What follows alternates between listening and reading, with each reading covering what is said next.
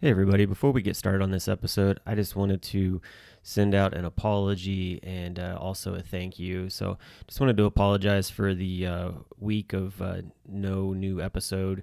Me and Danny, had just some life family stuff going on, and it made it hard to not only get together and do a recording, but also just to even get the one out that we did prior. So, do apologize for that. But I do want to thank you just for your support and just listening. Please, hope that you continue listening. Hope you enjoy this show. And if you've got comments or if you would feel welcome to do some ratings for us, that would be great. We'd really appreciate it. So thank you and enjoy the show.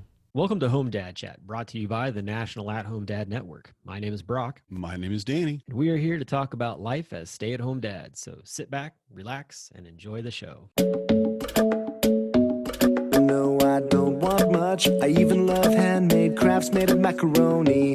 Come on now, you should know me. Times I might eat too much. No worry about my weight, got the dad bod rocking on me. Sketches on my feet, cargo shorts look good on me. I'm a dad, that's what I do. Hey, welcome back. And welcome back to Brock. If you didn't know, Brock's been on a road trip and it was amazing, wasn't it, Brock? It was amazing and long. Yeah. Usually I would say, how was your day? But I'm having to think right now that your day was probably just that long, right? Today was blurry, but it was good. Yeah. So how long were you gone? What was it? 2 weeks? We left May 28th in the morning and headed up to Wisconsin.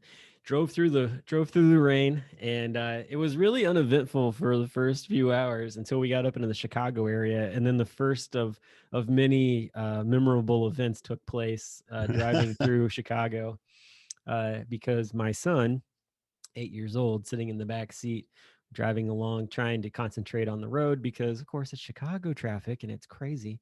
And it's raining and foggy, and they're all like looking at the skyscrapers and everything. And all of a sudden, my son goes, "Papa, what is that hot dog looking vehicle over there?" And I'm like, "Well, we're in Chicago. So, I mean, there's lots of hot dog kind of esque things. What are you talking about?" I look over, and the Oscar Mayer Wienermobile is on the parallel highway to us. Oh, yeah. I'm like geeking out like a little kid. I'm like, "Oh man." And he thinks it's a neat looking thing, but he has no idea, like, the full reason why it's so cool. But Yeah, it didn't get the magnitude. yeah, and I didn't think we'd actually get any closer to it because of the way it was going, but it was one of those where the highway actually connects to where we were at, and so we ended up right beside it. So I've got some awesome pictures of us right beside the Oscar Mayer Wienermobile. Yeah. I saw one of them on Facebook actually, and I saw, and I had that same moment that you had. I'm like, oh my God, that's it. And like you said, your kid's not going to get it. It's just not. Well, sure, it's a hot dog, and that in itself is cool. Well, my wife was like, the hot dog. I mean, the hot dog. And my wife was like, "What? I don't get it. Like, what's the big deal?" I'm like, I had a buddy in college that interned for them for a summer and got to drive one of those around the country and hand out weenie whistles to everybody. I'm like, she's like, "Oh, that's why you have a weenie whistle in that like one random box downstairs." I'm like, "Yeah, that's why I have that." Yeah, as it should be. Come on. Yeah. My wife's got to get on board here. These are cool. Come on. She's just making me feel old every time. Yeah, I know that feeling for sure. Now, I know you got a bunch to talk about, but I want to say first, going on a road trip is kind of a thing for parents. It's what your family does. Hey, summer road trips are a big thing. And even if it will be some little bumps in the road, to use a proper pun, it's going to be great memories, right? It's going to be like, this is when we look back. You remember that year when we went up and we saw well, in this case, we saw the Oscar Mayer Wienermobile. Are you kidding? And those moments that are going to be like, they'll live with them forever, in a lot of cases. So overall, if you're looking back on it, is it more, this was an amazing, oh my God, great time, or wow, we really run into a lot of just bumps in the road, roadblocks, obstacles. This was more difficult than I thought. How did it go? Because you took a big trip, man. We took a big trip. Yeah, it was 5,000. It turned out to be 5,850 miles. So yeah, and we just got back yesterday. Honestly, it was more amazing than anything else. Cool. We did not have the bumps that you would expect. the kids were awesome. My wife and I had a great time. We tend to work really well as a team, and so Yeah. there were a few times where, like, we were not in great moods, but typically that was because we hadn't eaten yet and we were dealing with crazy children. So once you got food and coffee and tea into us, we were happy. And that only happened a couple of times, and we had some more adversity type things to deal with. There was so okay, I'll give you a couple of the highlights. One, in all the driving that we did, we had 2 days of rain. Two. So for 2 weeks of That's pretty good. everything, we had 2 days of rain, and they were both on transit days. So nothing where we were like in a place trying to do something and it was raining. Yeah. The one I guess you could say was sort of mixed was when we went down to Astoria and Cannon Beach, Oregon, so that I could get my Goonie fix and get my pictures of the Walsh House and the Haystack Rocks and all that stuff. And it was rainy and cold and wind blowing, but hey, it's Oregon. What do you expect, Yeah.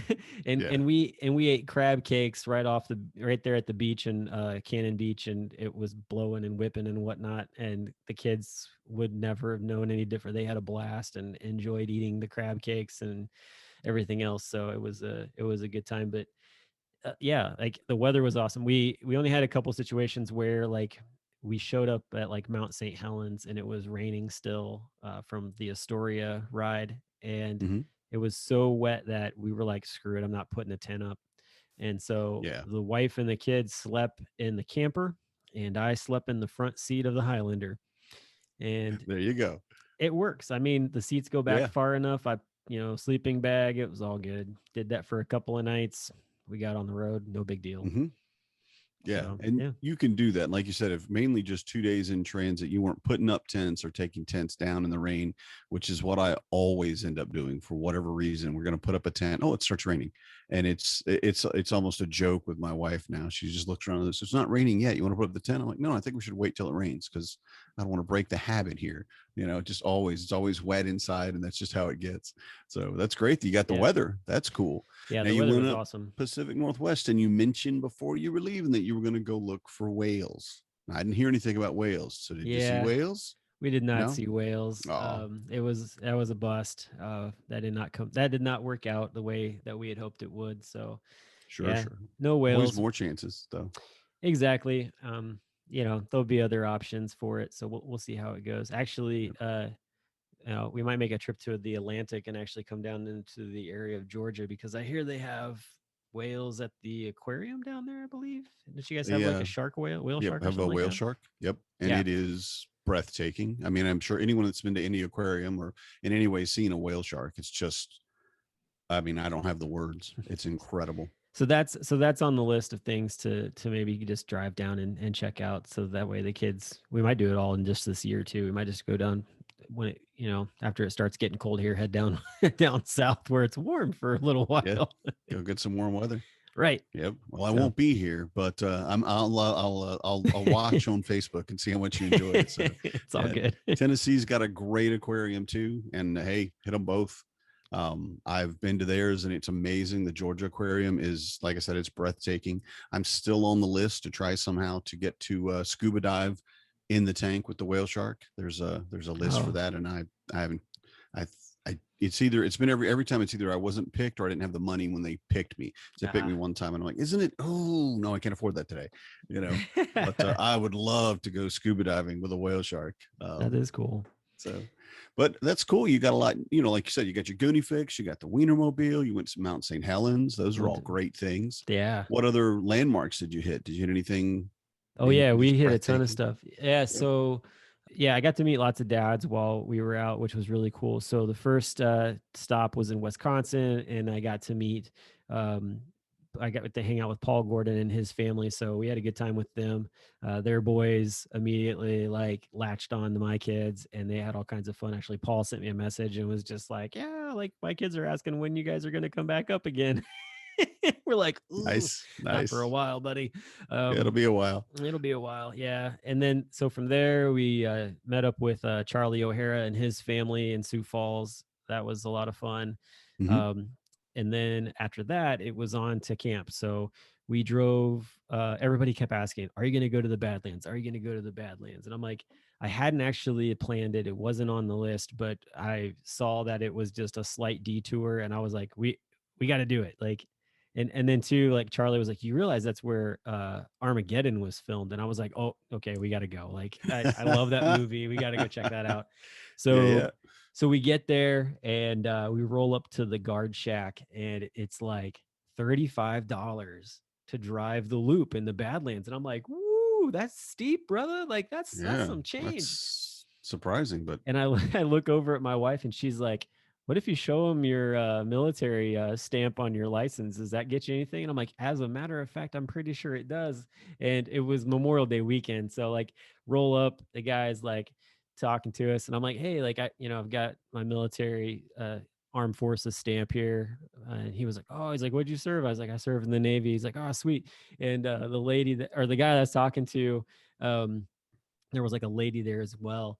And she's like, oh, he's like, get him the American, the Beautiful pass. And I'm like, oh, sweet. And so basically, because if you're military, both active or veteran, they will give you a free pass to admittance into all of the national parks. nice. So that was awesome. Yeah, definitely. So that was sort of the kicker. It was like, all right, sweet. So we drove in and got to see just some amazing sights. I couldn't even like have understood what I was getting into until we got there. And so Yeah, that was cool. And then got to see prairie dogs. We saw so many animals. It was so much wildlife. It was that's awesome. great, It's so especially for close the to it. kids. I mean, Yeah. that's especially if you've never seen it except maybe on TV or National Geographic or whatever, and it's like, oh, that's a prairie dog. That's cool. Yeah, so they got to see prairie dogs up close. I mean, they were like 10 feet from prairie dogs. My daughter was just like infatuated. I mean, if she could have had her hands on one, it'd have been like that little girl from Finding Nemo. She would have like latched on. I'm serious. Well, we ended up stopping like at we ended up stopping in Walls, which is like a big kind of like touristy area outside of the Badlands, and she saw a stuffed animal prairie dog, and she's like, I want one of these. And we're like, all right, fine. So she's got that. She named it Buttercup. It's really cute. There you go. And she had that thing the whole trip. That's great. So we went there. We went to Mount Rushmore. That was really cool to see. And then I really wanted to see Crazy Horse. Everybody kept saying like, you got to see the Crazy Horse Memorial. And other people were like, they haven't done anything to it in years. And I'm like, okay, well, I want to see it. So I go there. And I'm really big on research and finding out why things are the way they are. So I get there and we take we watch this video, and we got a lot of information off of that. And then we took the bus up to the base of the monument, and you come to find out some amazing things. So Crazy Horse was a independent deal. Like the Indians contracted a Polish immigrant to be the sculptor for this thing. The government tried to give them money. They refused to take any money from them because they didn't want the government to have any input in it. So it's all been independent funded. They did all this blasting and did all this carving. I mean, the head is huge. The head is bigger than any of the heads at Mount Rushmore. Oh, wow. Really? Oh yeah. It like astronomically bigger. So the thing with Mount Rushmore is like it's really cool, and it's really neat to see all four of those faces.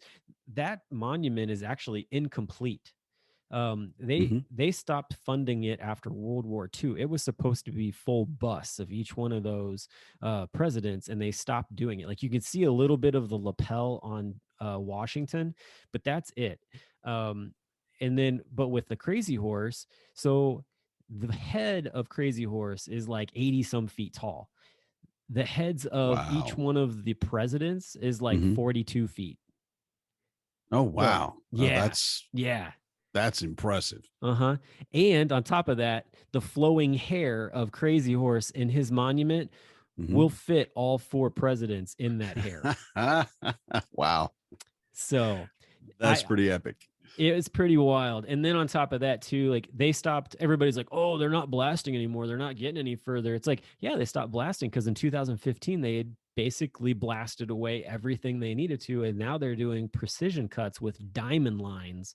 So Oh, they cool. actually showed these like sweet diamond cut lines that they Mm-hmm. use to make these very pristine things. And so last year, like they had a picture from last year and then a picture from like this, or like, what was it? Pictures from like the past like 2 years showing the Mm-hmm. progress that they had made.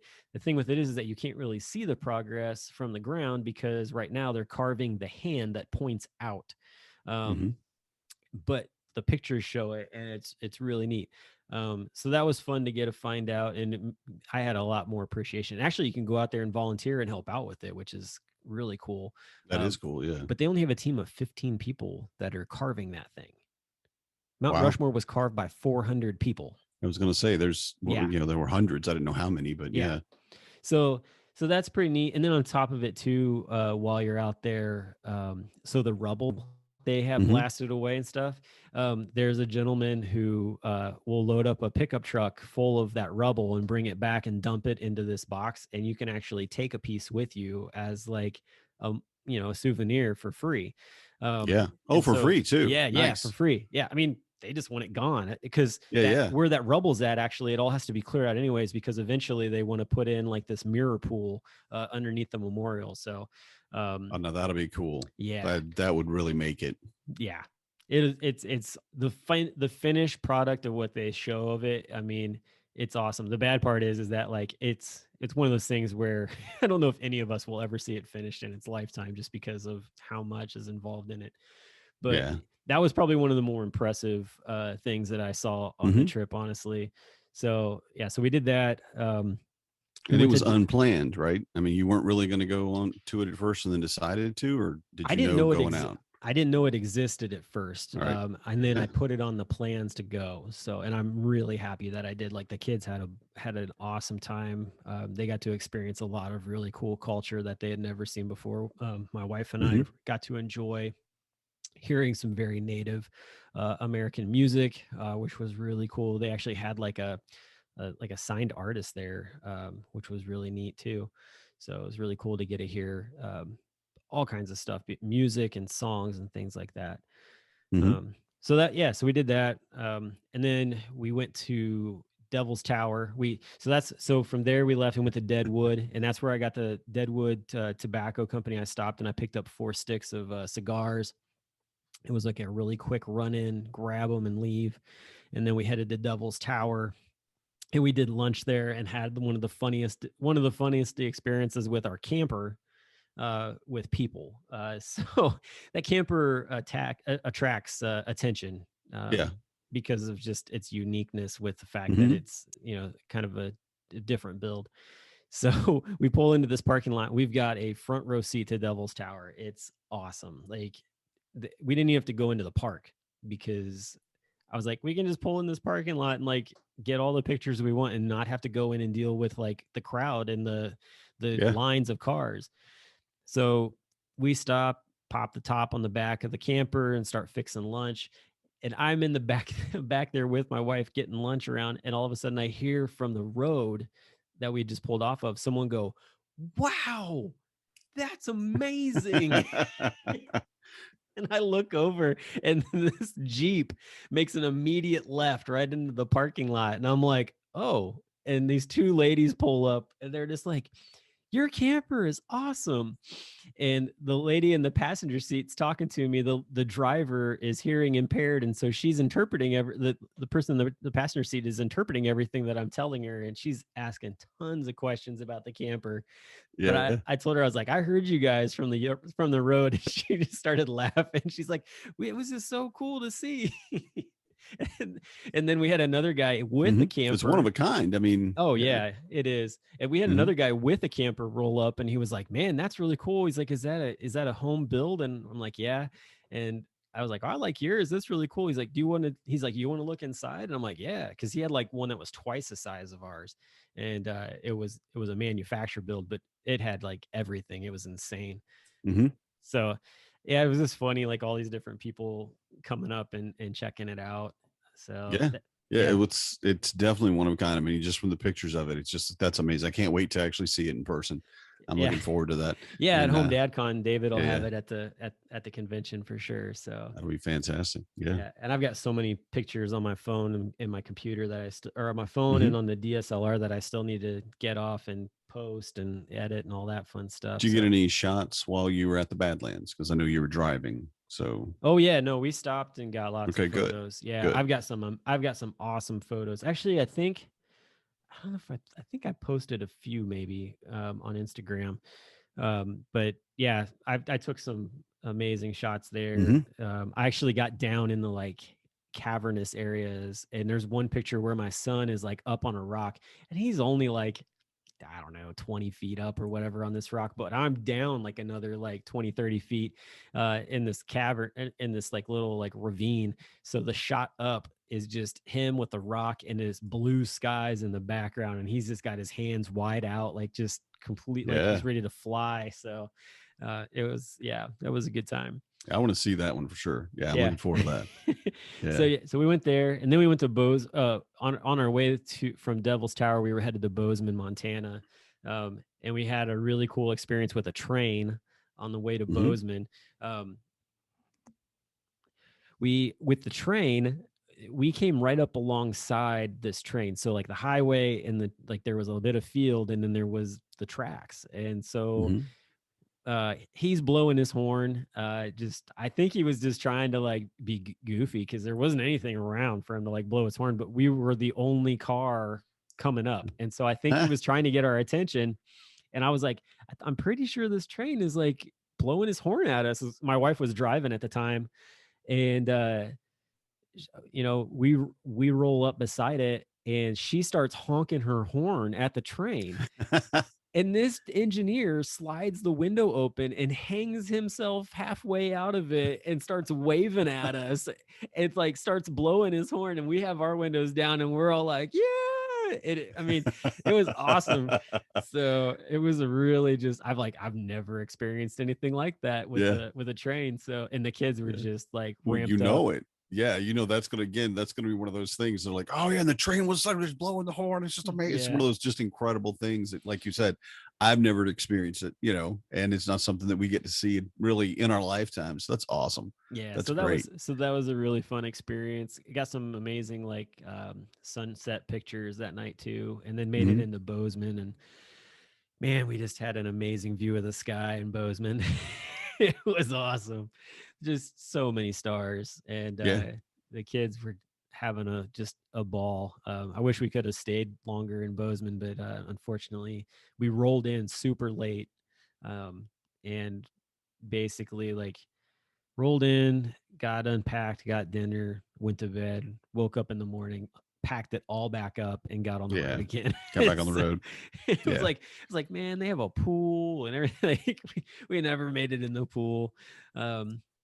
And then from there we went to Spokane, and the drive from Montana to Spokane was very interesting because we saw some really interesting cultural differences. And we talked about that with the kids a little bit too. Just, what do you guys see out there right now? And then like later, what did they see? And I mean, it was just very downtrodden in a lot of areas. You could see where people were struggling.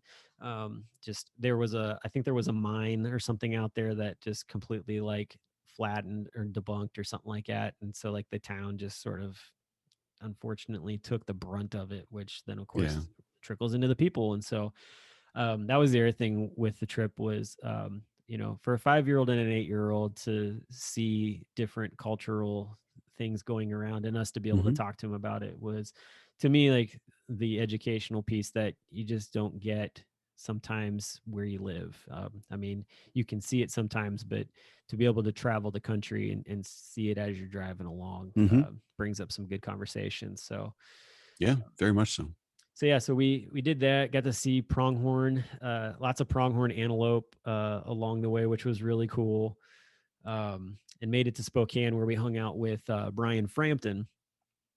And Brian has a special connection with our family because when my wife's parents' house burnt down 2 years ago when we were on a cruise, Brian stepped up and sent my father-in-law like a huge box of clothes, because my father-in-law lost all, like they all lost all their clothes. Yeah, everything.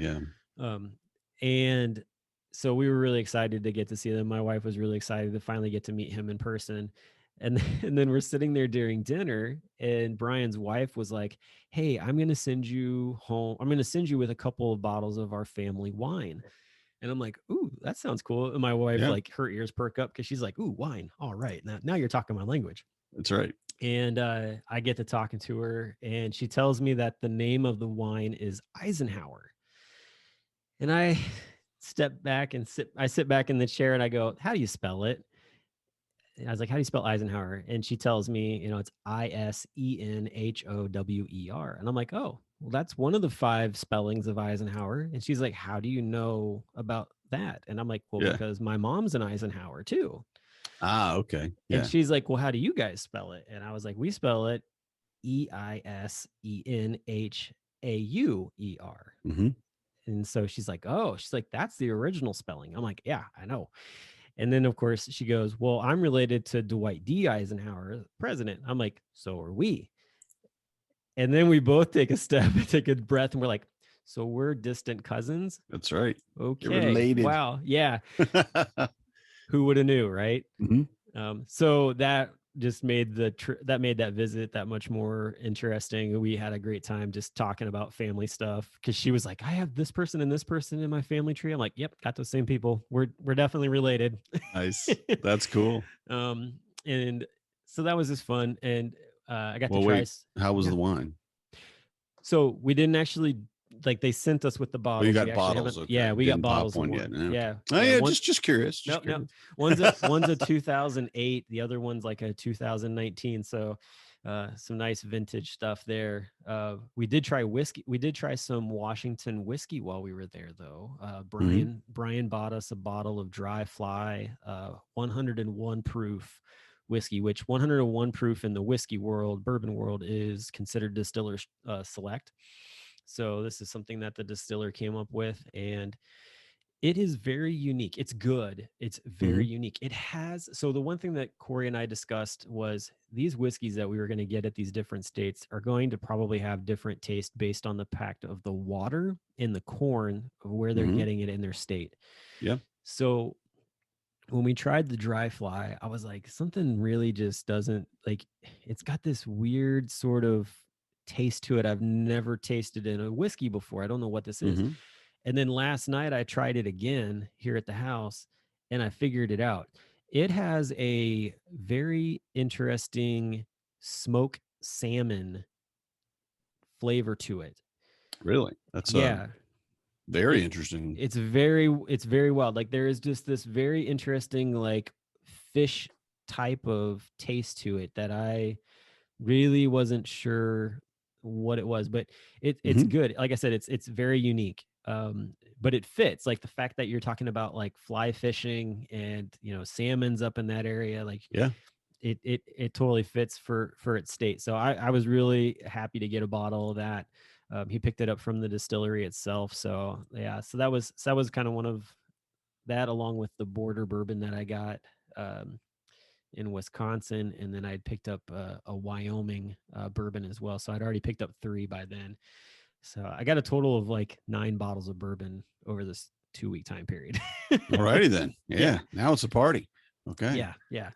So we hung out with them, and then we drove down and hung out with Joe Saladino and his family for a few days. And Joe had a blast because he took pictures of us the entire time when we were there. And if nobody, or if anybody isn't following Joe Saladino, go to Joe Saladino photography on Instagram, and you can see his stuff. I don't know if he's posted all of it on Instagram, but he's got some stuff posted on Facebook as well. So you have to look for him. Got me still? I lost you right there. I think you need to, if you would go back from just talking about his photography. Okay. Yeah, so if you don't know about Joe Saladino's stuff, go check out Joe Saladino Photography on Instagram, and I believe he's on Facebook as well.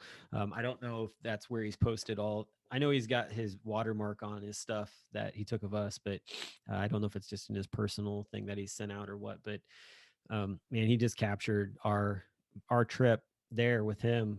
We went to like Hurricane Ridge and saw some amazing stuff there, and just it was just a good trip. It's funny too because like he didn't have a big bulky camera. He's got like this really cool like camera that looks like an old 35 millimeter actually with a fixed lens on it, and wow. Yeah, I mean, the pictures are amazing that he took. Yeah, he got some great shots because he did put them up on his personal page, and looking at them like, wow, oh yeah, and just some of them, I'm just like, okay, this is why this guy's a photographer, because I know I would not have gotten that shot, and it's simple stuff, but it's just the technique that he has, and then also you can hear it when he posted about it. He wrote about how much he loved doing that part of it, kind of chronicling a trip or an experience. He does good work. So yeah, no, he does. I mean, he captured so much, like pictures of me like driving and stuff. It was awesome. That shot he put up, the black and white shot. Oh my gosh, I know, right? That's like a headshot. You need to put that somewhere. That needs to be your shot, because that thing, that looks good. Yeah, that might end up being my new headshot. Honestly, well, I mean, he does good work. Yeah, and it really captures, like you said, because probably most people haven't seen it yet, but the fact that Joe was sitting in the passenger seat, took a picture of you while you were driving, and the road ahead is reflected in your glasses, and the lenses of your glasses. Yeah, and it's just like, that is epic. That is just a really well-made photo. Yeah, and I guarantee that was not his intention to make the reflection in there. Like he was literally just like snapped the shot, and I think afterwards was like, oh, cool. So but yeah, so that was awesome, and we got to see just really cool stuff. And we didn't plan, like you were talking about whales, so we didn't plan to go to Hurricane Ridge. Originally, I thought we were going to go see whales. Unfortunately, the place that we went to didn't have the view that I thought it had, so there was no way of seeing that. And he said, the percentage of getting to actually see whales is pretty tiny. And I was like, all right, fine.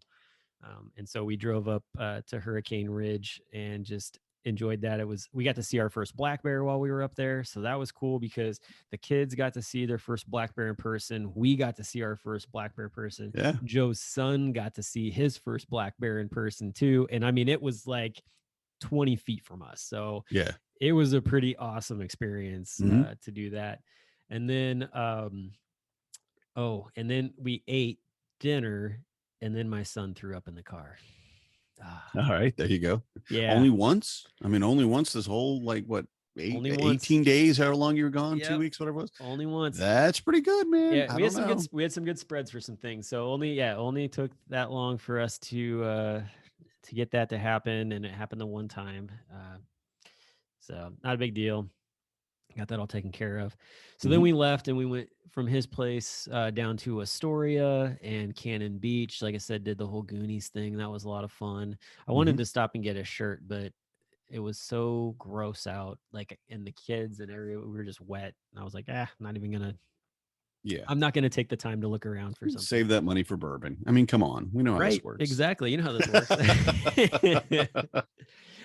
So then we made it to Mount St Helens, where we met up with my brother-in-law, Corey's brother, her only brother. And he's former Navy submariner and lives out in the Portland area, works for a company out there. And so he got a couple days to come out and camp with us, which was really cool because we haven't seen him in quite a while.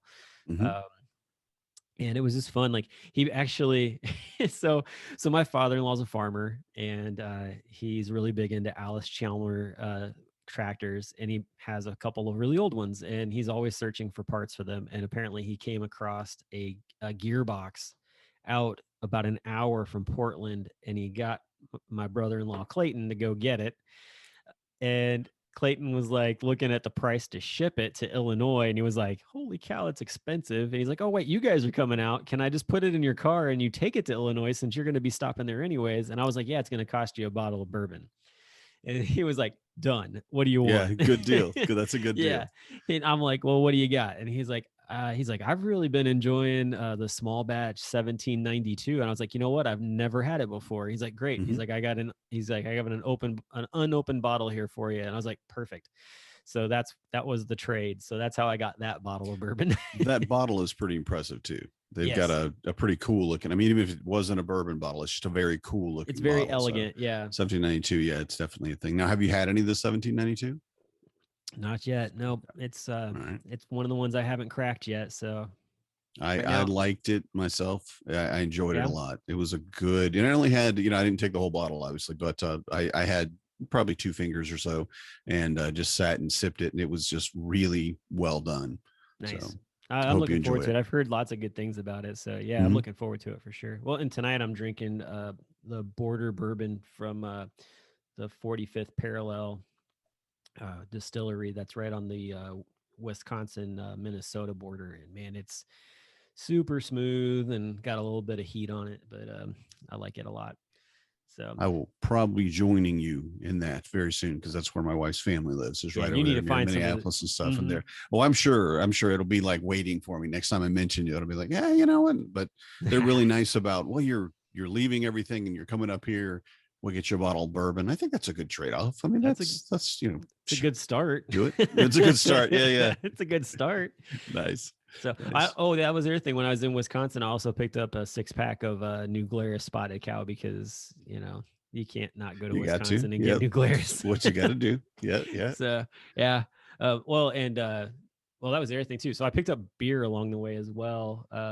Like Brian gave me a bunch of different beers from his area in Spokane, and then Jake and Joe, because I got to be on their podcast. Actually, we recorded Oh, a you got quick. to see them too. Both. Oh, Yeah, cool. yeah, yeah. Cool. Well, because I was hanging out with Joe, and Jake lives right across the street from him. Yeah, yeah. So yeah, so we did a quick review the first night we were there, and that they've already posted that on their Sad Beer Cast on Instagram.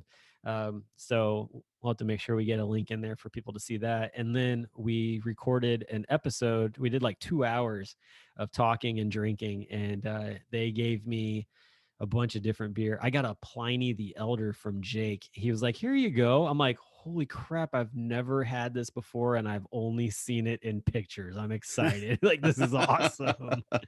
So, yeah, so that's sitting in my refrigerator with a couple other beers that they gave me. They gave me some stuff from this place, Georgetown Brewing, which they had done an interview at, and those guys hooked them up really well. And man, their beer is excellent. Mm-hmm. I wish I lived closer. I would drink that every single day. It's so good. Nice.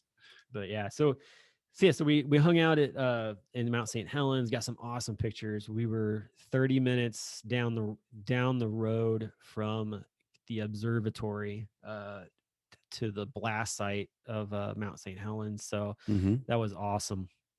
I've Mm-hmm. always wanted to see Mount St. Helens. I've been a volcano nerd as a kid. That's what I built my volcano when I was a student, as like for science projects. And my son had been studying volcanoes, and he just was beside himself, being able to see this massive. Yeah. So yes, we had a fun time there. Got some amazing pictures, and then along the way too, we were collecting junior ranger badges for the kids. So that was Sweet. fun. So they got a lot of Yes. those. So that was cool. And we were doing smash pennies and walking stick, like metal placards or whatever that you can put Mm-hmm. on walking sticks. So been collecting all that stuff. So we've got a bunch of that too.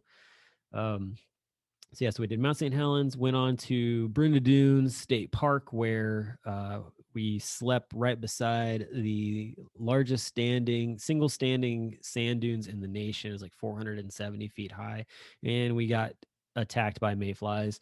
Oh. Just a Oh. mayfly infestation. It was. I'm sorry to hear that. It Yeah, those are the really worst. bad. Yeah. So did that. Then went on to where'd we go to?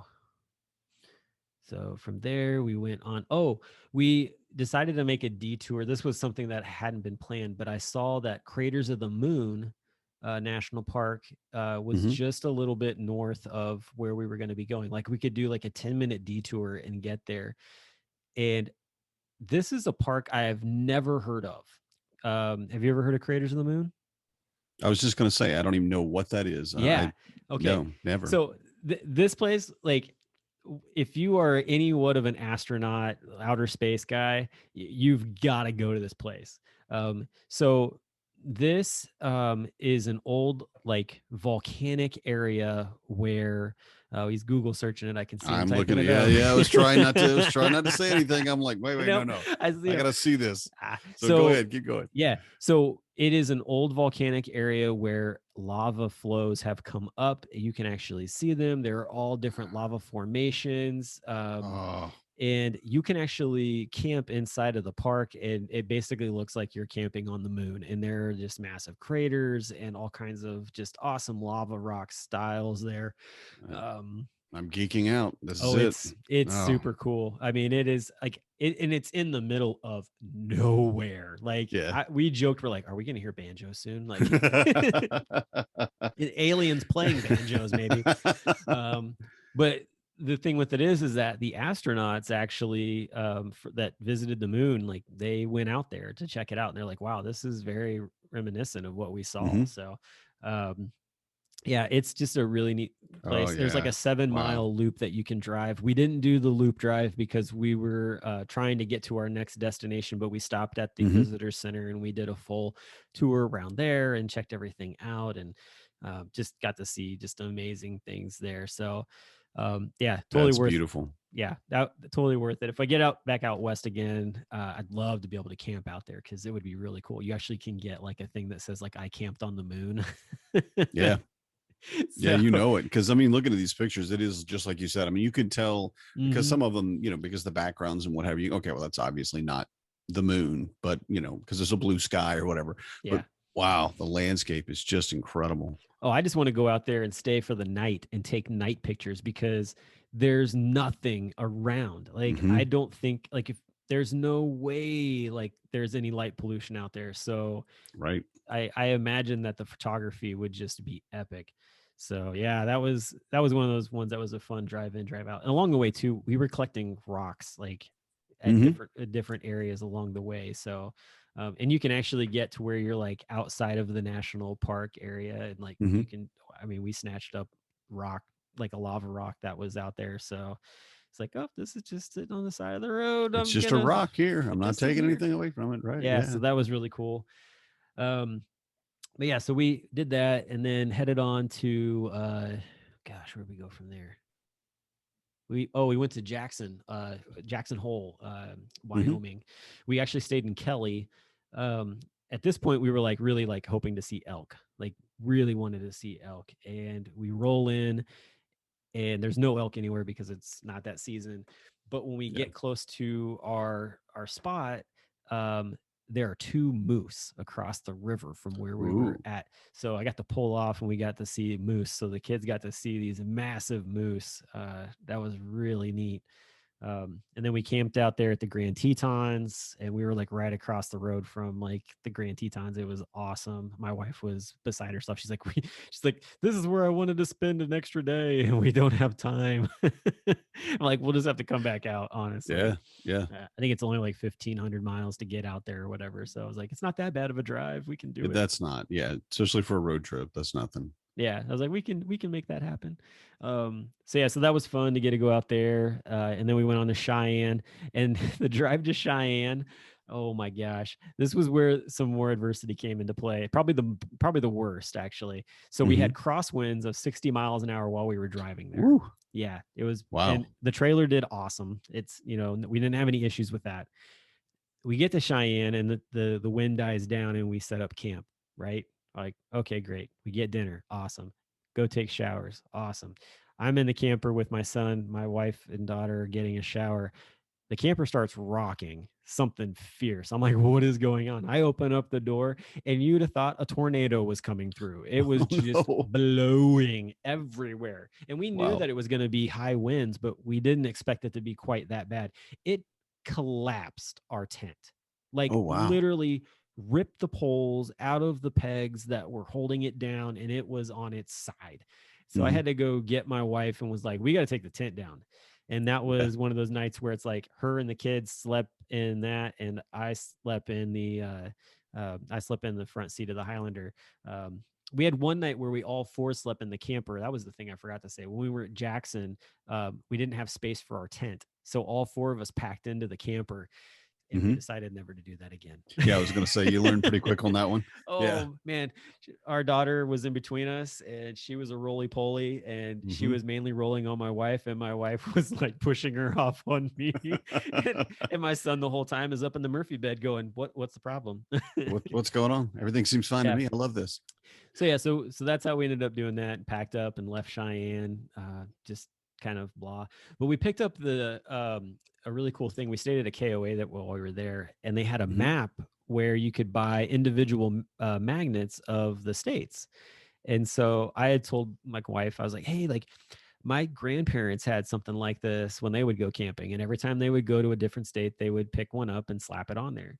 So we bought magnets for every single place that we had gone to and we're going to for the trip. And so we've got that as a really cool like memory of like, these are all the places we went. And then like, these are all the places that we could go to. So yeah.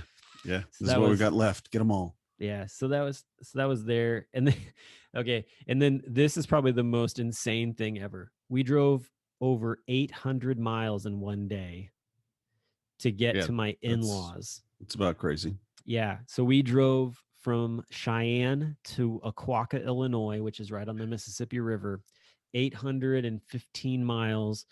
And we rolled in at like midnight, 1:00, midnight. Yeah. 12:30.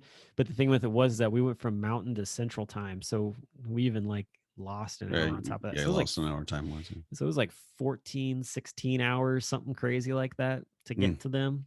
And we spent a couple of days there. And then my brother-in-law, who had been camping with us in Mount St. Helens, decided that he was flying into town to surprise everybody. And so we stuck around for another extra day, and I took family photos of everybody because we actually have not all been together in 6 years. Yeah, that's awesome. Yeah, that's great. A great opportunity. I'm glad he was able to do that too. Yeah, and that was and that trip was bittersweet. It was a good time, but unfortunately, the day before we left, we were out swimming. Everything was good. Came home, and my sister-in-law's horse died, and so they had to go pick up my brother-in-law, so they had to like leave it in the field and call somebody to get like a tractor. And when they got back, had to dig a hole for it. And I've never watched a horse get buried before, but let me just say that it's an experience. Need a backhoe. Yeah, there's definitely Well, you also need to make sure that when you go to put it in, that you get far enough behind it to where you're not hitting the horse. And unfortunately, there wasn't enough room because it was up against a fence. And my graphic advisory right here, just so anybody knows. So he hit it with the teeth of the backhoe. Yeah. And it just kaboom. And was like, oh, that's really bad.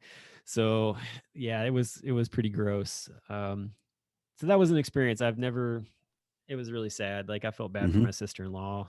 The horse was like 30 years old and she'd owned it for the past like 9 years, but it had a gut twist from laying down. And so, so that was unfortunate. This is one of those things. It was like, that's a memory that I'll have of the trip. Just, well, there you go. And then on top of that, we decided to invite my mother-in-law and my niece to come here and visit for a week. So I've actually we brought back my mother-in-law and my niece with us. So we left with 4, came back with 6. Thank God we have a car that allows for that. Yeah. Sounds like a successful road trip, really. I mean, you didn't come back with fewer people, so I call it a win. Yeah, nobody got hurt. We're all good. We all made it back. We went to the zoo today so that my niece could see Fiona the hippo. So that was fun. But I mean, it was a great trip. Spent probably way more money than we expected. Gas prices was very interesting to find out. I will never live in Washington or Oregon. They are expensive out there. I think I paid $3.59 was the highest we paid per gallon. So that was pretty harsh. It's surprising the differences. And like you said, what you mentioned earlier, Sully, about some of the cultural differences you get when you get out and drive around and go throughout the country. And that's definitely one of them, because the gas prices it's maybe only 50 cents more, but it feels like it doubled. There's just a certain point. $3 is enough for no, it's $3.50. No, I don't know if I can, I wouldn't, like you said, I would never live there. It's a very, very surprising difference. And yet of course, once you live in it, you get used to it, and it's just like, yeah, that's how much gas is. Let's do it. Yeah. So, but yeah, it sounds like you had a great time, man. That's fantastic. Thanks for holding down the fort while I was gone. I tried. It got a little weird now and then, but I think we did okay. We'll find out. So yeah, but I'm definitely glad you're back. And I'm definitely glad you had a great time, and I'm looking forward to more pictures, honestly. Yeah. The Badlands and Craters of the Moon, just going to throw that out there. If you could put that on IG, that'd be great. Oh yeah. Yeah. So, but I think with that, we're probably just going to wrap it up for the night. Sounds like a plan. Been a good long time talking, and I miss talking to you, and I'm glad you're back. So other than that, we'll see everybody next week. Have a good one, everybody. Good night. Night. I'm a dad, that's what I do.